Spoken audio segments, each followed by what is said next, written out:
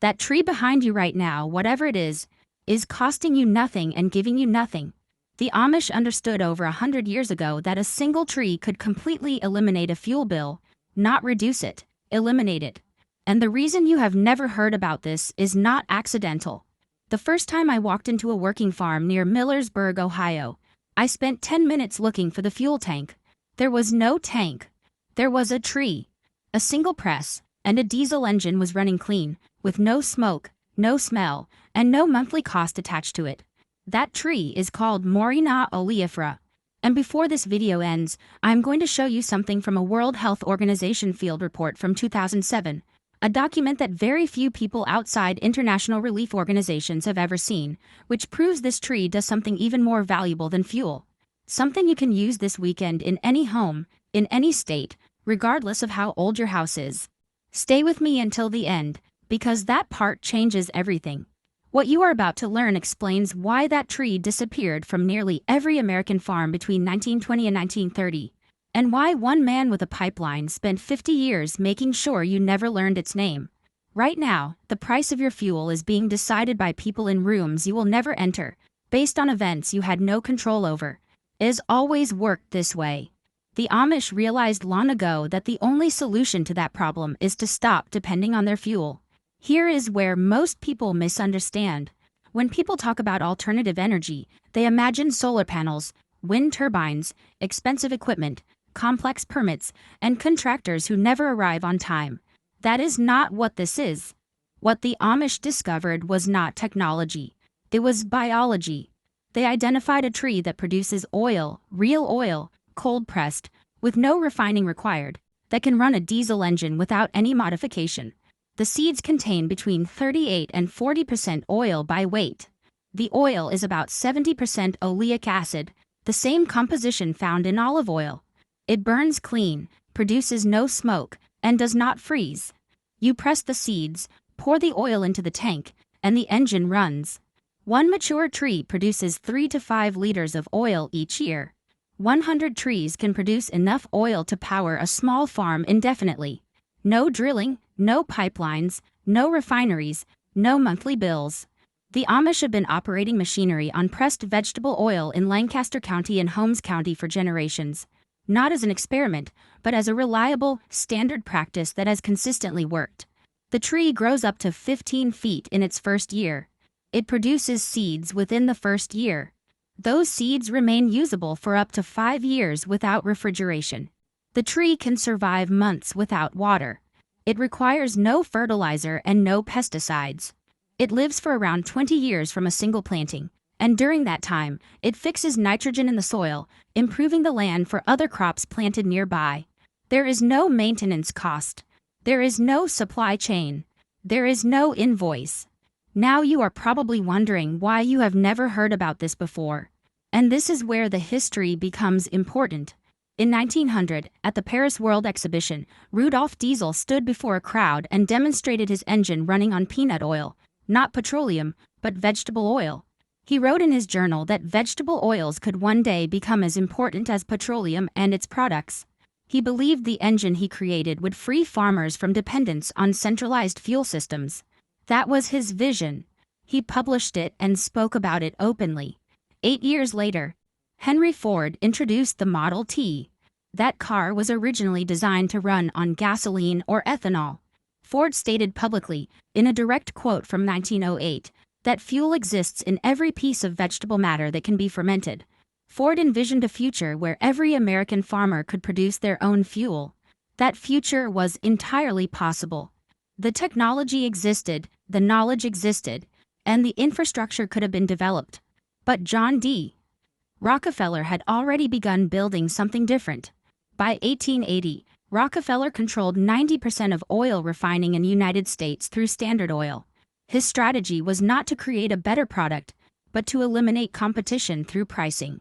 He sold kerosene below cost until competitors were forced out of the market, then raised prices once they were gone.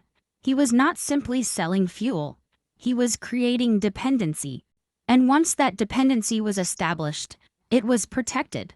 By 1925, lobbying by the oil industry had ensured that only gasoline was widely available at filling stations across America. States passed laws that restricted the sale of ethanol. The infrastructure for vegetable oil fuels was never developed, not because the idea failed, but because someone had already ensured it would never become a competitor. Rudolf Diesel died in 1913 after falling from a ship while crossing the English Channel. The official ruling was suicide. His engine went on to power the world. But his original vision, vegetable oil, farmer independence, no reliance on petroleum, was quietly set aside. However, one thing could not be erased. The Amish never adopted the system. Their religious beliefs kept them from depending on centralized supply chains. They continued pressing oil from seeds. They kept planting trees. They preserved the knowledge, not as a form of protest or political stance, but simply because it worked and required no permission to use. Now, if you already own a home and think this only applies to those starting from scratch, stay with me. This next section is for you. Morinaw grows outdoors year-round in USDA hardiness zones 9 through 11. This includes Florida, Texas, California, Arizona, and Hawaii. If you live in these regions, you can plant this tree in your yard this spring and have seeds by fall.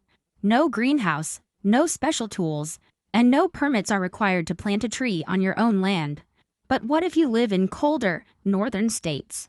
This is where the Amish in northern Ohio found a solution that many overlook. In colder climates, Morinaw can still grow as a container plant or as an annual. It can produce seeds within a single season before the first frost. You can grow it in a large pot, bring it indoors before winter, and grow it again the following season. More importantly, the Amish in northern Ohio do not rely only on Morinaw. They use a mix of sunflower oil and hempseed oil for small machines and diesel equipment. Both crops grow well in cold climates. Both can be pressed cleanly, and both can run in diesel engines without modification. Sunflower seeds contain about 45 to 50% oil by weight. Hemp seeds contain around 25 to 35%. Neither requires refining. Both only need a manual or mechanical cold press, which costs less than $100 and can last for years. You do not need to wait for warm weather. You do not need to relocate. You do not need large land.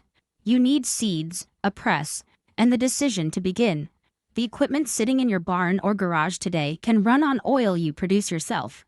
The Amish have demonstrated this for over 100 years, and they continue to do so.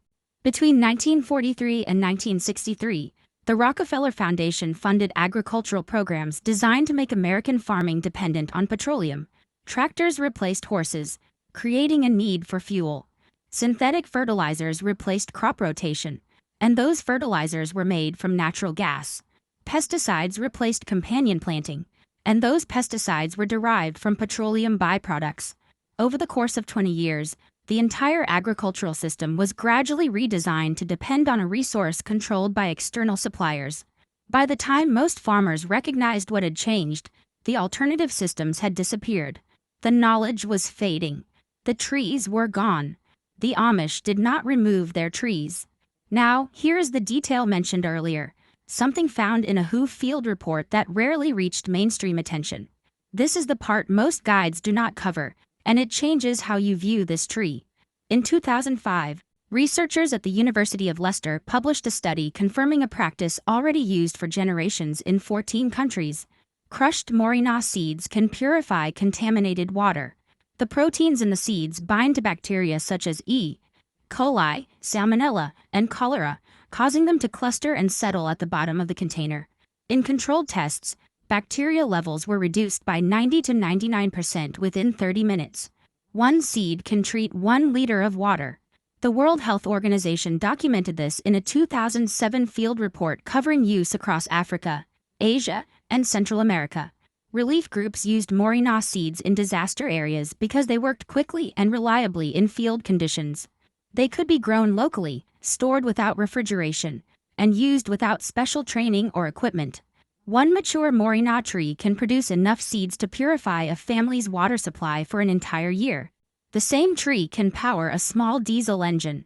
The same tree requires little to no maintenance. The same tree improves soil quality. The same tree has been grown by the Amish since Mennonite missionaries introduced it from India and Africa in the early 1900s, documenting its uses in their agricultural records. A single tree that fuels, feeds, and purifies. Growing in your yard with minimal cost after planting.